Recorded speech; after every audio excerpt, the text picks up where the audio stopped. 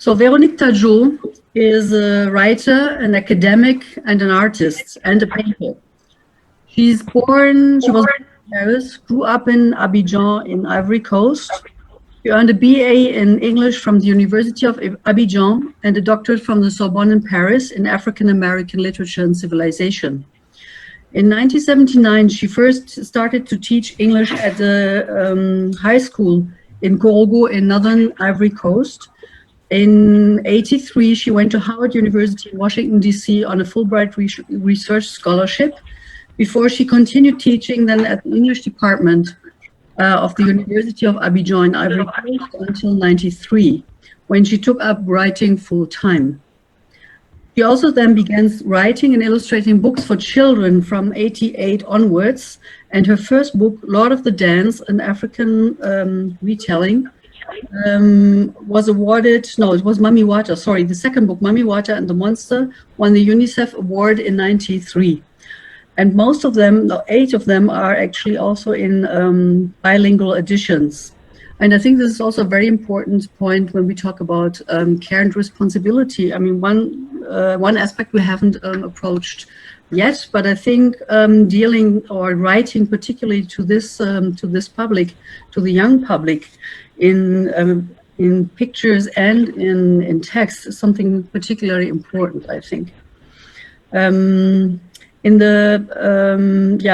You have actually facilitated a lot of workshops in a lot of different countries, in Mali, in Benin, Chad, Haiti, Mauritius, Guyana, Burundi, Rwanda, and South Africa. You also lived in Paris, Lagos, Mexico City, Nairobi, before you have been living and teaching in Johannesburg from 2007 to 2015, where you are a professor and head of French and Francophone studies at the University of Witwatersrand in Johannesburg. So this also, I think, is particularly interesting that you link both careers in a certain way, those of the artist and of the academic, which sometimes seem to be lives that don't go really well together. For the last 5 years, if I'm correctly informed, you are based now in London and spend your time between London and Abidjan. You actually started with poetry, even if you were going to read today from your novels, or at least from one of your novels. And maybe what to mention also one very well-known and very important project, which might also be linked to the theme of the Literature Festival. You participated in the writing project Rwanda, écrit par devoir de mémoire, writing as an obligation for memory. And after that, you published The Shadow of Imana in 2000, L'Ombre d'Imana, which was kind of a combination of a travel diary, personal impressions and thoughts, as well as authentic and fictional accounts by killers and victims. Also a very important book, internationally known, and also directly, I think, linked to the subject of today.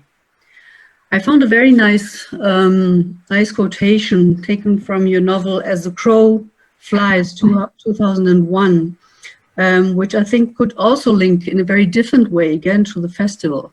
And let me quote this: "If you want to love, do so to the ends of the earth with no shortcuts. Do so as the crow flies." I found that very particularly beautiful. So let's come to so I think there are a lot of layers and a lot of different lines we could follow today in this discussion that are linked to your work and to your life.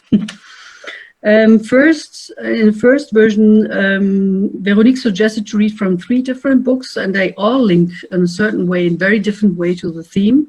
But in the end, she decided to read a longer passage from her last novel, En Compagnie des Hommes, in the Company of Men, published in 2017, which deals with the Ebola crisis in West Africa. So in its theme, it's directly linked also to the experience of the corona crisis of our days. And if ever we would have time after this reading and the questions and discussion about this very fantastic novel, I can only recommend this novel. She might have some time also to read from another novel, Far From My Father, which deals with questions of identity and being in between two cultures and countries, which is also then would speak to another line of this festival. But let's start with the reading In the Company of Men by Véronique Tadjo. Véronique, I'm very happy. I hand over to you, and I will only step in if you need some help, but you don't. Okay, thank you very much, Ute. I'm very happy to be part of this festival. And yes, I've decided to read longer pieces because I think it's a very important topic, and it links with COVID-19, of course, because we're talking about viruses and the threat to humanity. But what I wanted to do with this book on Ebola was to record what had happened at some point. Not record it as a journalist or a historian, but as a writer. Because I think somehow when I see how things are happening concerning COVID-19, I have this feeling that probably we did not record enough of what had happened during the Ebola crisis, which was a major traumatic period for us in West Africa and in Africa in general. And at some point, it was on the verge of becoming a pandemic.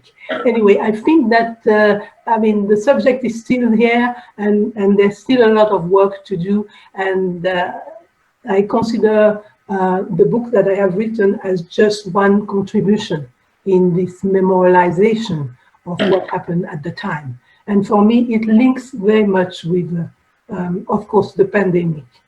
So I'm going to read from chapter 4, which is in fact when, well, what is a bit particular about this book is that it is in fact a tree that is recounting what happened during the Ebola crisis, because it's more in the format of a fable.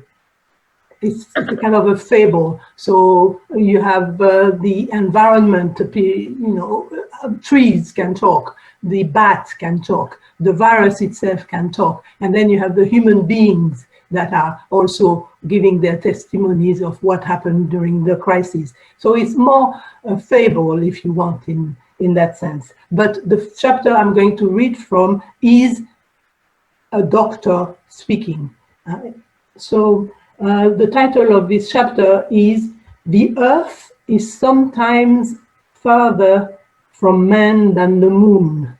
A doctor in a space suit discovers a new universe."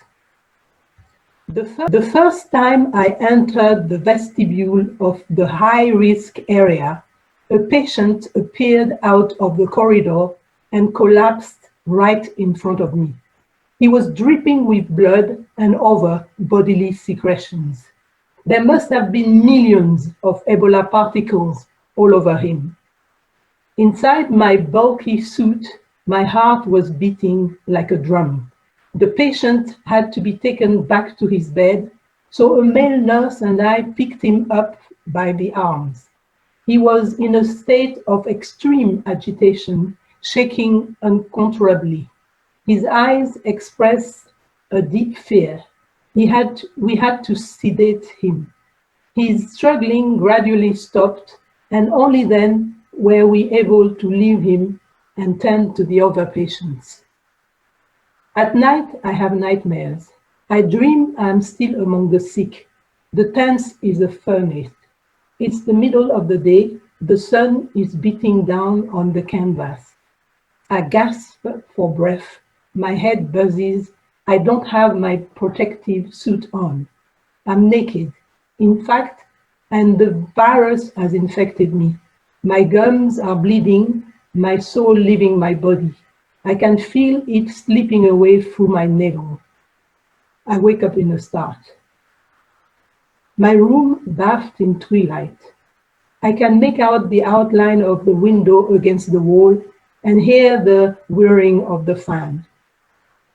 The stilled air is hot, sweat drenches me, my eyelids close heavily. But now it's morning, peeking through the curtains. Another day has begun. I get up, head to the bathroom, splash cool water on my face for a long time, and look at myself in the mirror. I'm alive. It was nothing, just a bad dream. I must ignore it. I must return to the sick. That's where I need to be.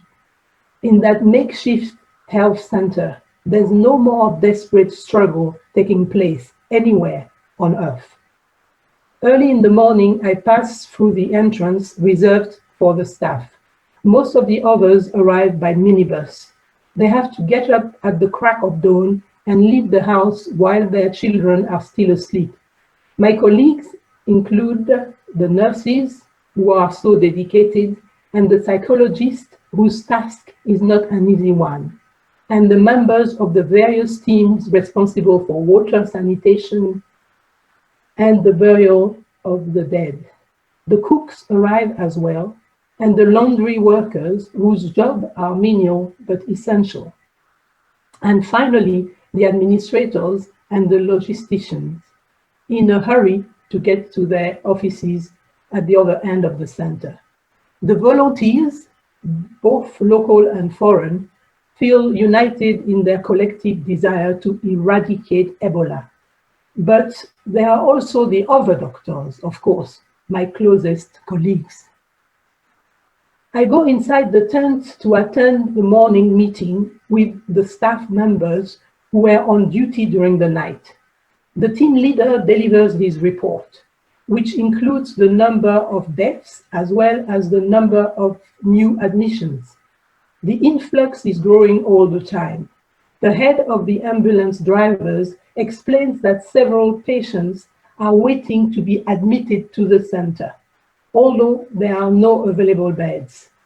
The testing of suspected cases needs to be sped up. The nurse points out that patients who test negative are nevertheless kept at the center so they can get treated for other problems. Would it not be better to transfer them to the main hospital? Someone interjects that the main hospital has been closed since 6 members of their medical staff succumbed to the virus. Next on the agenda are the tasks for the day. A female patient is refusing to eat and take a malaria medication. Only 3 days ago, she lost both her husband and her baby. It's a case that needs to be closely monitored. A young man who was still very communicative on admission started going rapidly downhill and is now completely unresponsive. Several patients are in an advanced stage of the illness and require urgent rehabilitation. A little girl's arm has swelled up enormously, most probably due to the septicemia. She has received a dose of antibiotics. One of the doctors says that special attention must be paid when giving injections, since the thickness of the gloves makes these procedures risky for both patients and staff. One of the nurses reports that a patient has vomited in the courtyard. A knife has been found under his pillow. He says he'd rather be killed than succumb to Ebola. The team leader wants to know how this knife could possibly have stayed hidden. The nurse doesn't know. The occupant of bed number 6 will be allowed to go home. 5 patients seem to be getting better. I go to the changing room where I'm helped with getting dressed. I pull on my plastic suit. The strong synthetic fabric is thick, waterproof, and sealed at the wrist and ankles. Once my body is safely wrapped, I am given a transparent plastic apron as an additional protective layer. I pull on 2 pairs of gloves, slide my feet into rubber slippers, heavy but comfortable, and easy to put on and take off. In front of the mirror, I check that my face mask is properly in place and my goggles fit tightly. I'm ready. Patients who are already seriously ill are brought in on stretchers. The others walk with difficulty. Their faces are like death masks already. Their eyes bulge. Their bodies are emaciated. Bending over a patient, I'm trying to find a vein.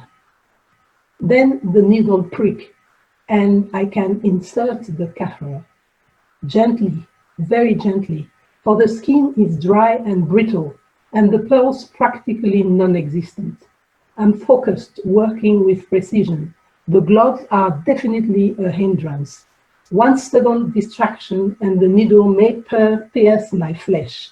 Inside my suit, sweat pours from me. I can't talk. My voice is stifled.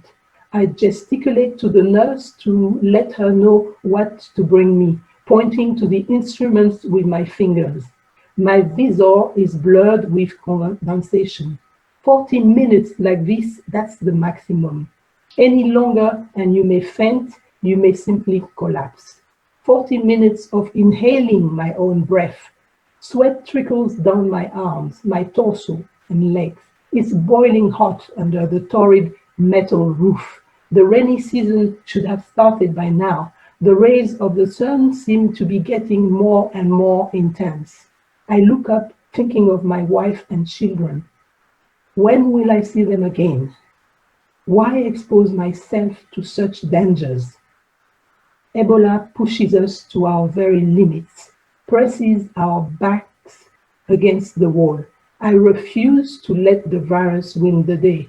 I can't let the disease take control, spread and threaten my family. We must fight it. That's the price we have to pay as long as we share the same planet. The task before us is immense. I'm aware of that. All we can do for our patients is to try to keep them going. There are no effective medicines against the virus. So the main thing is to rehydrate the patients. We give them lots of liquids as often as possible. They also receive nutrition by mouth, but if that doesn't work, they're fed intravenously. Then they get tablets to bring down their temperature, and they're constantly monitored for any signs of problems. We also give them painkillers and try to reduce their anxiety. In their weakened state, such patients easily succumb to secondary illnesses, bacterial infections, malaria, typhoid, tuberculosis. This means we're obliged to go on treating them, even if they're already at death's door. We have to do our utmost at all times. Any personal attachment is out of the question, for that would mean making myself susceptible to my patients' suffering, that I wouldn't be able to care for them anymore. All I can really do is carry on with my work, hoping that this horror will soon be over, hoping that the day will come when I can go home to forget and start my life again. But this is incomparably harder when the patient is a child. I remember the baby who came in one afternoon. Her mother was holding her in her arms, tightly wrapped in a blue blanket. Nothing but the tiny face was visible, closed eyelids, a fine layer of soft hair covering the forehead, the lips slightly parted, the skin as flimsy as tissue paper. The woman had to be supported by 2 male nurses in protective clothing. Since we were obliged to separate the baby girl from her mother, a confirmed case, we took turns feeding the infant with a syringe. Her minuscule body was fighting, resisting. At first, she was digesting the food we gave her and seemed to be gaining strength. But after a few days, she started whimpering. She didn't sleep that night. And the following morning, the milk wouldn't go down. She wouldn't swallow anymore. She vomited. Not long afterwards, she took a deep breath and then she died. Was there something we could have done to save her? That's the question I've asked myself so often, the question that still obsesses me. The mortality rate among children is devastating, and we have to no separate room for pediatric cases. They are just as contagious as adults, and the same rules apply. Yes, by the time they're dying, they're no longer children. Was there something we could have done to save her? The Ebola Center was put up in haste to enable us to deal with the outbreak quickly. Huge trucks arrived, piled high with wooden planks, metal sheets, and plastic tarpaulins. Then technicians set to work. They built the center, a cluster of prefabricated rooms and tents, and within a few weeks, everything was ready and working. 2 generators that operate non-stop provide electricity. The noise they make is an integral part of our working day. The camp is divided into 2 different zones, one zone for suspected cases only, and the other for confirmed cases. On one side of the center, it is reserved for medical staff rooms and offices, unauthorized entry prohibited. In the absence of security guards, an orange plastic ribbon forms a barrier around the center. The entire area is so well lit, one might say it was a prison. The patients inside feel like convicts. The ground all around the place has been bulldozed to create a perimeter that no one approaches without trepidation. Triage takes place under the big tent. 2 possible directions: suspected cases and confirmed cases. People waiting for their test results have to stay in the transit zone. They pray, weep, make promises to their God, and remember the important events in their lives. The test results take at least 4 hours to come in, 4 hours followed by a return to normal life or isolation in the treatment zone, which is shut off from the outside world. Formally getting the results took 4 to 5 days. A new mobile laboratory provided by the US Army has shortened the wait. What are we doing here on Earth? Why have we been put here if our existence is nothing but suffering? Some lives seem as worthless and irrelevant as the bruised fruit left over at the end of a market day, left to rot in wooden crates or just thrown away. It's fruit nobody wanted, and yet only a few hours before it was adorning the stones. I am a trespasser in the kingdom of death. This is his private domain, his empire, where he rules with absolute power. I feel like an astronaut floating in space, 1,000 miles from Earth. The slightest tear in his spacesuit and is lost. The slightest tear in mine, and just like him, I'm lost too. Only a few of these patients are going to make it. The rest are never going to leave their beds or the treatment tent. Who will survive? Although they have all received the same level of care, within the span of 2 weeks, one patient is about to pass away while another is getting ready to go home. Another will feel better, get stronger, start to smile again, but then suddenly he'll give up and die. It's impossible to know. Despite all our efforts, all too often, the virus wins. In reality, the final outcome isn't up to us. How hard the sick are able to fight against Ebola depends on the natural defenses they have at their disposal. That is, it depends on their immune system or on the virulence of the virus infecting their organism. Were the survivors in better health than the rest before they became infected? This is something of a mystery. And suppose they recovered simply because their survival instinct was stronger than the disease. The will to survive defeats the virus, it concedes, and they have the freedom to go on living a little longer. None of us knows what we have in our bellies. I myself, though I'm a doctor, have no idea how my body would react if I came down with Ebola. Chances are I wouldn't fare any better than my patients. A woman can survive, an old man can survive, a teenager can survive, and what about me? The virus respects nobody, makes no exceptions. Incapable of rational thought, is the kind of enemy that instinctively wants to crush its opponent. The human race itself wouldn't be enough for it. Even in death, Ebola doesn't want to let go. Like bombs, its corpses sow destruction. At the start of the epidemic, there was the danger that panic might spread. The army had not yet been mobilized. Soldiers were not yet ready to fire on the sick if they tried to escape.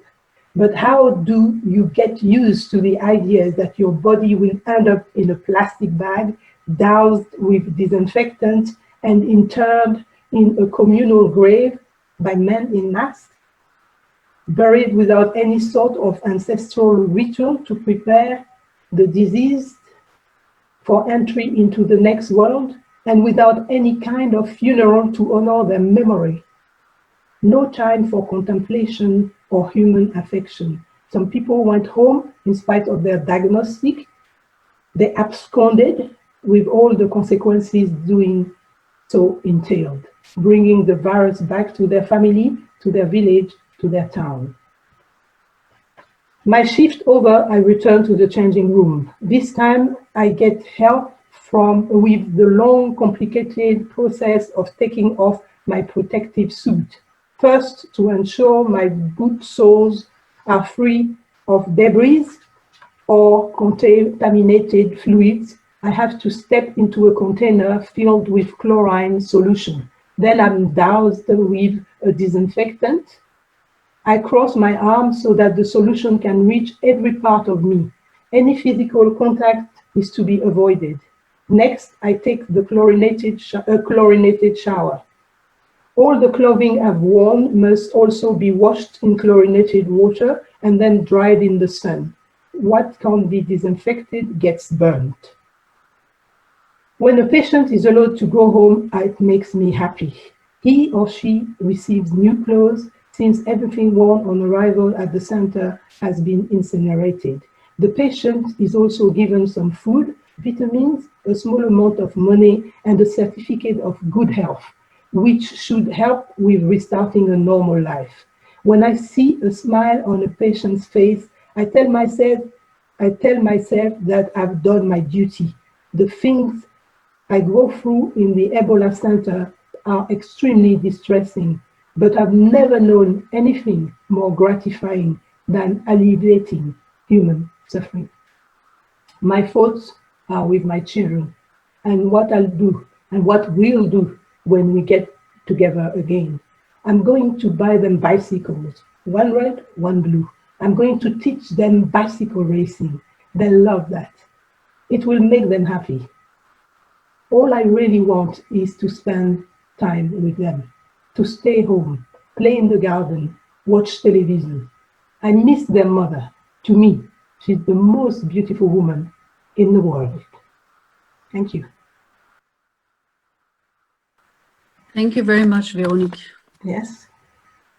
Unfortunately, we cannot really show or see clapping, and as there were some comments in the chat room, like very impressed, soul touching. There was such power in her descriptiveness. Well, I think that from the comment, I can see, yes, when I was writing the book, my intention was also to give a certain number of information.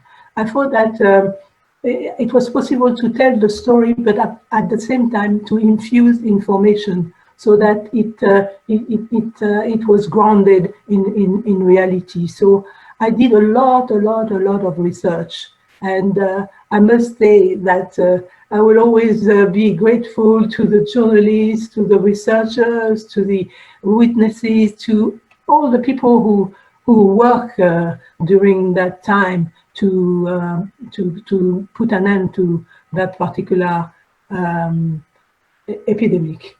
But we have to remember that Ebola is still with us because you have outbreaks in the DRC, for example, which are quite regular.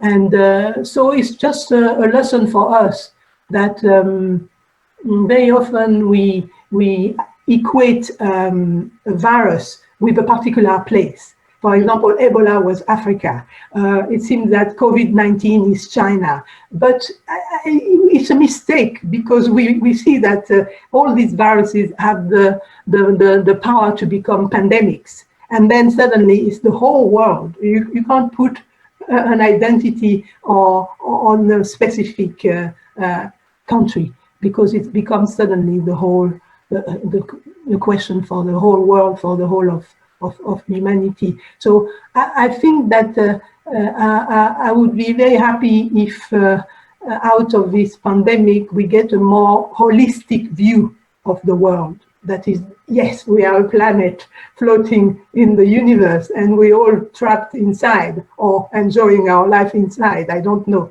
But we've got to really see the world as a holistic place.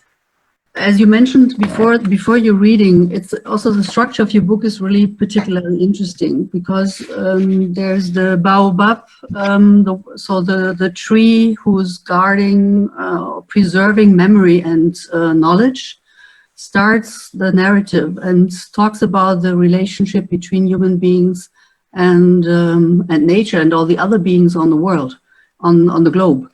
And then different people, different persons speak from their different perspectives. There are the children, there's a doctor, there's the foreign worker who comes to help in the camps. There's a couple and she will not survive and he will be reading poems to her and hoping that she will survive. Children, so very different perspectives. And via these different voices, you bring in all this knowledge as well that you were talking about. But what I found really, so this, because then the baobab will talk again in the end. And the last sentence is, I think, would also then illustrate, unfortunately, I only have the French version, where you said in the baobab saying, and with the last sentence of the novel, le destin des hommes rejoindra le nôtre. So the destiny of human beings will join ours, talking about the difficulties of survival of the globe and all the beings. So this is a reflection in the beginning and also a reflection in the end, and reflects also the cycle of life. And as you said, so yeah, I mean, your book I think it came out in 2017. It reflects on this crisis in 2014. Everything we hear on the press nowadays is something like, okay, we have never seen anything like this before, but it doesn't really link to all these other pandemics, which also shows us or tells us something about, yeah, how different in different parts of the world we see and perceive of what does pen mean really, englobing and including or everybody. So I think your book particularly also speaks to all these concerns in this multi-perspectivity and the polyphonous structure of your book. But in fact, I wanted the baobab just imposed himself, let's say, as the narrator, because first, the baobab is known all over the world, and it's a very respected tree, let's say. But I wanted to also kind of emphasize the fact that we are all connected, all creatures on this earth are connected. And we now know that whatever we do against our environment is going to fire back at us. And therefore, I wanted to kind of bring in this idea that what if the environment, the trees, the animals look at us, look at the way we are living. That would be a very, very different point of view. So it was this idea that although we think we're the masters of the earth, of the universe even, we are also observed by the other creatures of this world, and how we behave also has consequences. But it was this idea of trying to be more humble and bringing in some sort of a conversation between, the environment, the animals. We understand. Luckily, we understand so much better now what the other creatures of the world mean for us, and how much we must be in connection with them. Yeah. I mean, global warming, we know about it now, thankfully. And we also know that pandemics, epidemics have a link with our behavior towards animals, for example. And that it will happen more and more if we don't change, in a way, our way of life. I don't know if you could just read as you have the English version there, the beginning, just the first two sentences when the virus itself starts speaking. I found it fantastic. I only have the French one. Okay, I would have to go into my computer. I don't know what to make. Because there's a long comment by one of the participants, by Diko Mohammed. Yes. But just because there's one, the chapter 14 is from the perspective of the voice of Ebola. And it says, d'accord, c'est très beau, c'est très bien. So that's fine, it's very beautiful, but it's not me that people should be afraid of. They should be afraid of themselves. I'm a virus, but I'm millions of years old, and so on and so forth.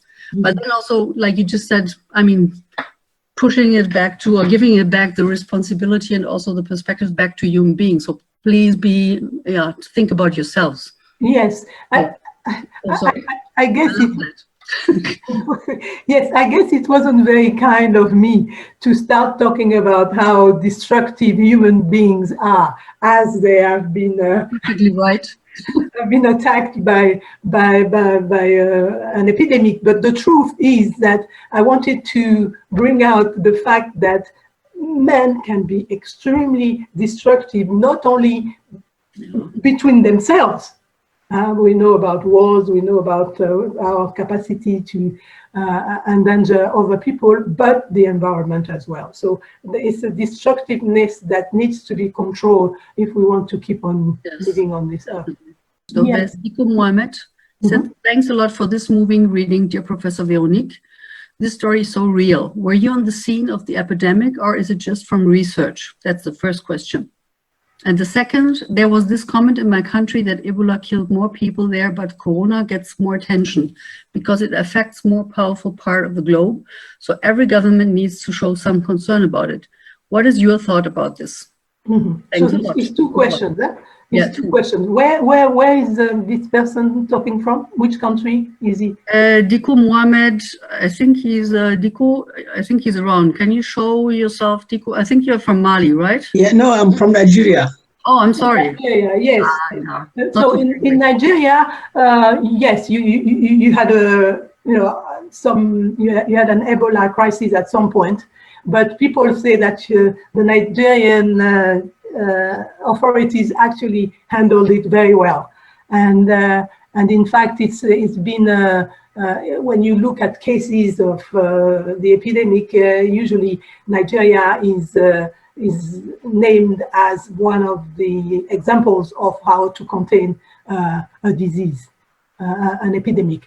But what I want to say is that no, I wasn't in Guinea, Liberia, or Sierra Leone, for the mere reason that I am not a medical person. So I did not want just to go there and observe and be in between people who were working on the particular epidemic. I had the occasion to go back to Guinea, for example, after the Ebola crisis. So my book comes from the fact that Ivory Coast, Côte d'Ivoire, shares the same border with Guinea and Liberia. So we were basically, expecting Ebola to come in anytime.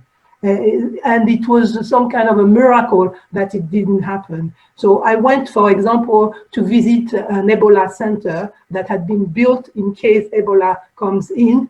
And it was at the end of one of our big hospitals, the L'Hôpital de Trècheville. And I saw this brand new Ebola center, which luckily did not receive any patient. But next to the center, there was this huge tree, casting its shade on the center. And maybe the idea of baobab came from this site of this huge tree overshadowing the center. And I was thinking, if anything had happened, what would this tree would have witnessed? So that's a bit like that. But I totally agree with you that we could have done better in terms of memorializing the Ebola crisis. And yes, I mean, I think we haven't finished seeing what is COVID-19 going to do, because as you can, if you follow the news, you know that the epidemic is flaring up in now more in the global south, like Brazil is in a really, really bad state, and India is really going through a lot, and we're observing what is happening in Africa. Luckily, the numbers are low. So we're praying that it will continue, but everybody needs to continue to be alert. But at the same time, I know that we've learned from the past Ebola crisis, but I just think that we could have done better, in particular concerning the health sector. It's incredible to see that in many African countries, and if I'll talk about West Africa, we still have inadequate health capabilities, and that's bad. We should have learned better. We should have done better, because you don't know how this virus is behaving. In fact, it's completely unpredictable, because who thought that it would be so strong in a place like the United States, for example? So it's we have not finished to hear about it. That's what I mean. So we need to learn much faster from our own crisis, and then have more solidarity between us, so that we can fight better the challenges that are coming our way. Thank you. This is the first time I am having this. Like, I never read from Véronique, so there is this issue of some questions keep popping up when you are reading. Like this woman asking herself, "Is there anything I could have done?" And then, so the question sort of appeals to the inner self. Like, you feel it's so moving. I don't know why. I mean, is there anything why you decide to choose this poem? And then, death, when we talk of the meaning of death, at a point death is referred to as he. So I don't know how death becomes he. So what is I don't know whether you have some. Yeah, thank you. Yeah, it's a good. I'll reply to the last question. It's a good question. It's the issue of translation. Sometimes, like for example, there's a spider in the room, and then for some reason my husband says, "Wow, come and get that spider," and we start talking, and he says he about the spider, and I said, "No, it's a she." For me, spider is a she. It's just translation. Why did they put he for this party for deaf? I don't know. For me, deaf is a she, but then. I think in the context of this book, it had to be personalized. And I think the choice of the translator in this case was to say he. But I understand why you would say why he and not she. But it would have been wrong. You see the problem? This is interesting. Sometimes you come up with interesting questions in translation. The first question is about this idea, the poem you have chosen of this this woman asking herself questions again and again and again. Oh, yes. Which can, I mean, they move me, the questions. They are so appealing to so is there anything like particular you decide to take this kind of approach? Yeah, I tried to put myself in the shoes of a doctor fighting against Ebola, or a nurse fighting against Ebola. And I one thing that strikes me is that they fight, they do their best, but sometimes they can't win. It's the virus that wins. And therefore, they must probably always asking themselves questions like, did I do enough? Should I have done this? Should I have done that?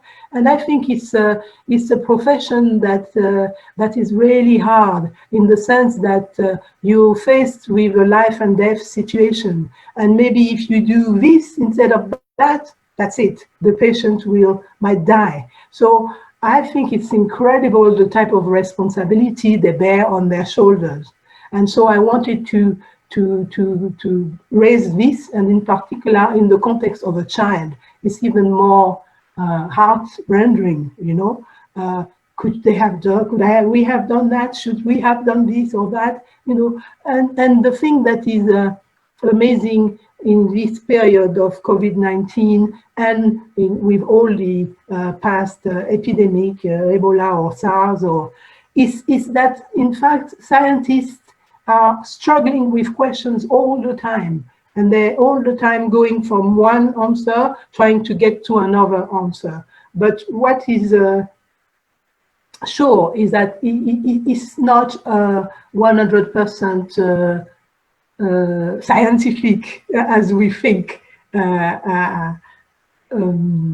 speciality. It has a lot of questions. And most people who have made amazing discoveries have made them because they have continued to ask themselves questions. So I think that's what science is teaching us. Although it can do amazing things, it's a constant questioning process. And it should make us realize that we must not take things for granted. And one thing also is that a lot of time, human beings have the answers to their own questions. Like if we take Ebola again, the scientists at some point had to accept the fact that if they did not go to people, if they did not explain to people exactly what the situation was, and according to their own cultural beliefs, they would not succeed. So they had to do a lot of work. And in the book, I talk about a man who is in charge of outreach groups who go to the villages and explain to the villagers, look, this is what the virus is, this is what you can do to help yourself, this and this and this, but always respecting people and their beliefs so that they can collaborate with the scientists. Thank you.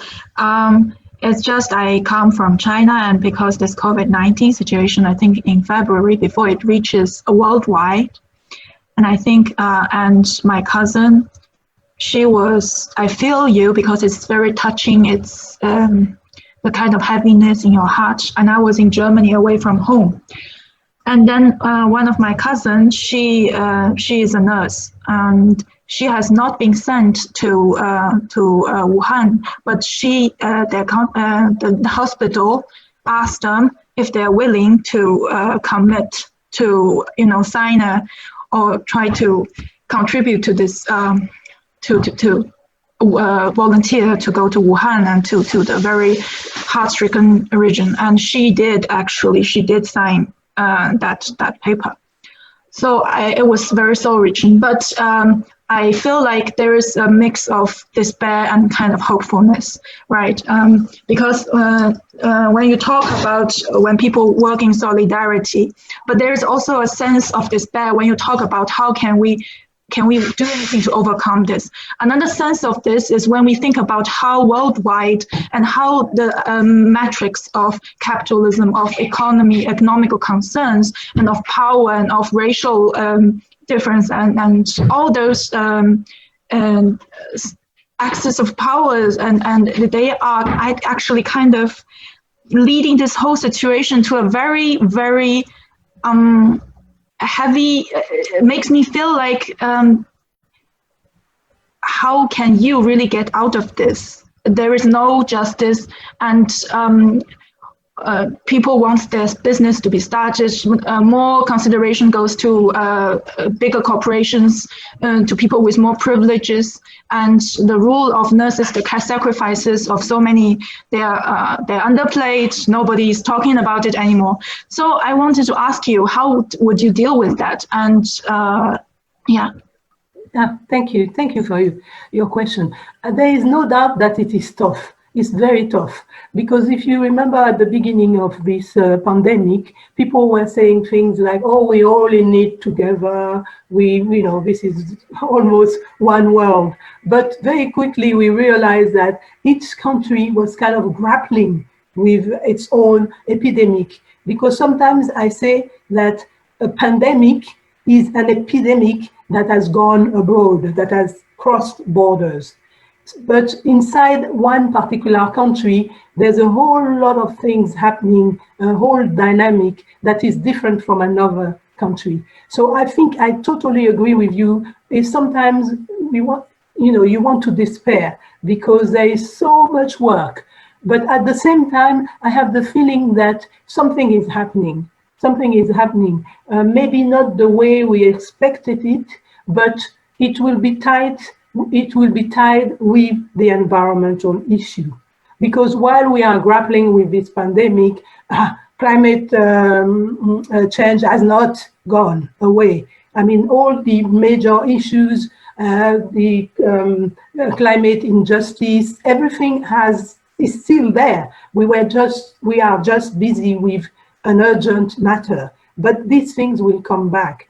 And I think that it's only through cooperation that we will be able to solve a problem which is worldwide. So I despair a lot at times, but I think that we have to learn to resist. You should look at yourself as someone who is resist. You have to resist against despair and against the fact that we have other forces coming as obstacles. We just need to not let go of this, because we cannot let go of ourselves, of the future generation, of the present generation, even of the past, because people worked hard to arrive at a certain level. So we cannot lose all that. So we have to be seen as, we have to feel like people who can resist. That's the only way. And I think that everybody can find a way of doing this, so that we can look at the world a bit more as one. And whatever we can do in our own capacity, in my opinion, is very important. One of the reasons, for example, I wrote this book is because we know it today. People who would not even have looked in the streets were people who were the most courageous. For example, you had to find people to bury the dead. Burying the dead is maybe not something you will think about, but it was an extremely dangerous job during the pandemic, during the epidemic, the Ebola epidemic, and even today. I think burying dead people is very dangerous. So these are, people who you don't think of, but sorry, it's my phone going. That's very bad. Sorry, very bad. But these are things that, these are people we must respect enormously. I think it's Anne Adams, I guess it's Professor Anne Adams who makes this comment. Veronique's work brings large-scale African tragedies to the level of individual experience and sensibility. So it's just a comment, but I think this also talks a lot about the quality and the power of literature and arts in general, and why a literature festival or arts festival, even online, is very important at this moment. And maybe I can just say a word about, also to give, that everybody will rush and then once read this book. Because before the Baobab speaks, you have the commencement, the beginning. And then I was really surprised. I expected something else in the beginning of this book, but it then starts with Pars, va-t'en, go away. This is how the book actually starts. A father sending away his daughter so that she might survive because everybody else in the family was already affected. It's a very short paragraph to like a prologue, which will be picked up on later again in the book. But I found this as a picture, like an image in the beginning of this, these different perspectives and narratives about this crisis, particularly strong, and brings us directly into the middle of the human tragedy. So there is solidarity, but solidarity will also bring about that people cannot be together. And then something else that was also striking to me, at least while you were reading, that the image about the doctor, the astronaut that popped up several times. And usually when we have astronauts, it's more about, you say, science fiction, more like a utopian thing. And here it brings us down again, once to the dystopian side of reality, actually, of the present. But at the same time, also the question about, again, about how the human being is then linked to the Earth, to the globe, at least to me, in my reading. Mm-hmm. Yes, because I think that we all have that feeling right now with this pandemic. Is sometimes when we sit, or maybe when we're about to sleep, we think, "Am I dreaming this thing? Is it real?" Because I think that it takes you to a different universe almost, to a place where you didn't think you would get one day. And that's why I think that also with the way the doctors and the nurses have to dress, almost, they look like astronauts. They look like astronauts. And when they open the treatment rooms, they enter a different universe. It's like whatever was outside doesn't count anymore. It is just what they have to face, which counts at that very moment. So it gave me this idea of a parallel universe that does not have the rules or the regulations of the world outside. It's a different reality. That's what struck me. And regarding the beginning, I was thinking more like a war situation. When there's a war situation, what do people do? What do parents do? They say, okay, let's find a safe place. We have to find a safe place. And I think it's fundamentally about human nature.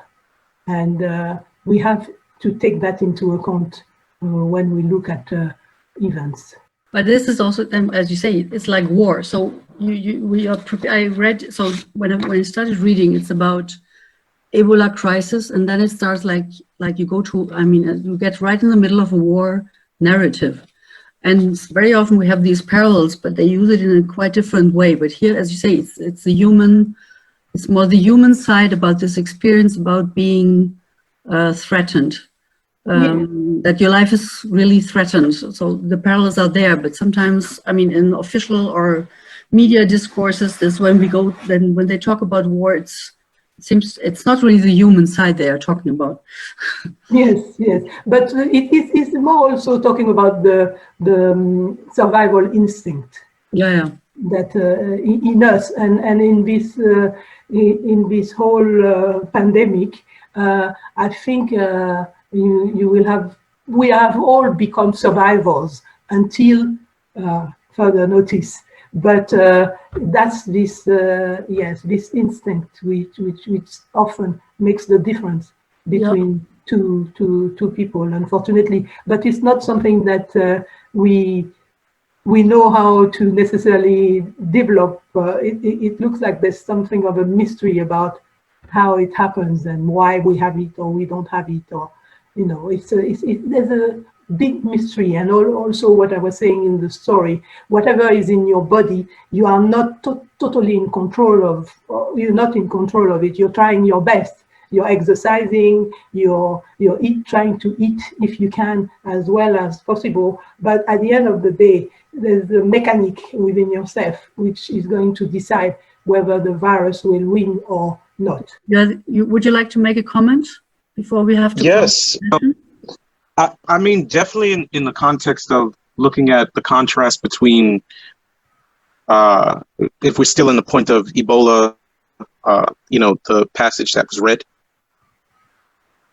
right? Mm-hmm. And looking at my experiences here in New York, when you look at a place like New York and you look at the United States and its level of infrastructure, you come to discover that our infrastructure is a lot of like show and tell, like the idea of children bringing in objects of value. But the efficacy, the ability of those children to actually, conduct the apparatus that they bring into the school is like an example of a child who brings their parents' gun to a school and, shoots it off. So now that we have a situation that is akin to Ebola, and I'm going to use multiple instances of this, you see that the idea that Americans in particular have about how certain the system is to protect them, it failed them. And one example is the doctor who went right into the middle of Williamsburg, having Ebola, and decided to go and just, bowl like amongst a whole bunch of people. In his mind, it was like, it's not that serious, even though he was coming from specifically a place that not only did he contract Ebola, but he was a doctor working with Ebola patients, knowing how serious that would be, right? So now he's in New York and he's telling people, you need to be really careful. This is very serious. And I'm like, well, I guess in a way you're the most qualified to do so. On the other end, I mean, I've been a witness to bodies in the street, to bodies on the train. There's so much of what has been going on here that is not really told in a way to sell the United States as we're still chugging along. And it's so against the necessary security, like mentally and physically, for the well-being of the poor. So many Black people at significant risk, just as a matter of statistically in terms of heart disease, because COVID has shown itself to be a disease that very much attacks the heart, right? And whether this is a designer virus or if it's just the luck of, humanity's draw, it's interesting how capitalism is like a cat, who eats its young, because that kitten is not beneficial, to her. And so America seems like this thing that people would love to purr and would love to have in their house. But the moment in which you discovered that your cat eats its own child, you're like, I don't know what to deal with that cat, right?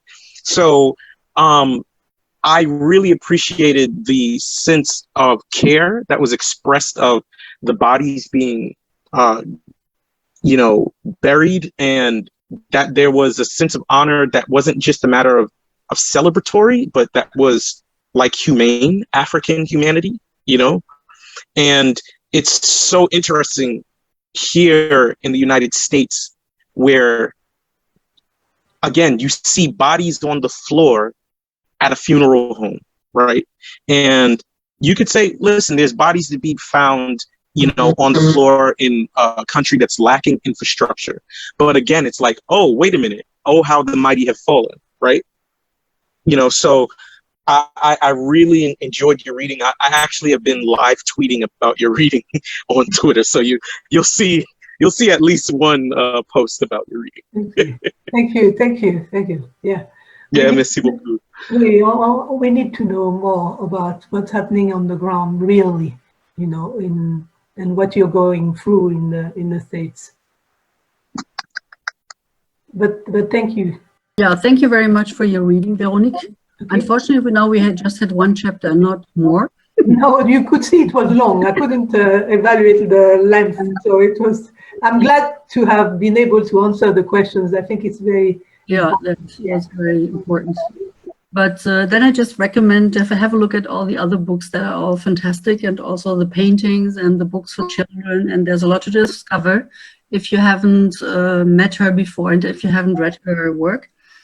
But I'm also very grateful for all the comments and that they came from so different perspectives, because I think as it is as we have seen also in your book, then a very global issue. Even the discussion was quite global, and I think this gave us at least kind of a feeling of being together and learning together, which was also then one of the objectives of this getting together here on, even if it's only online. An adventure for all of us today, but it works out quite well. Thank you very much.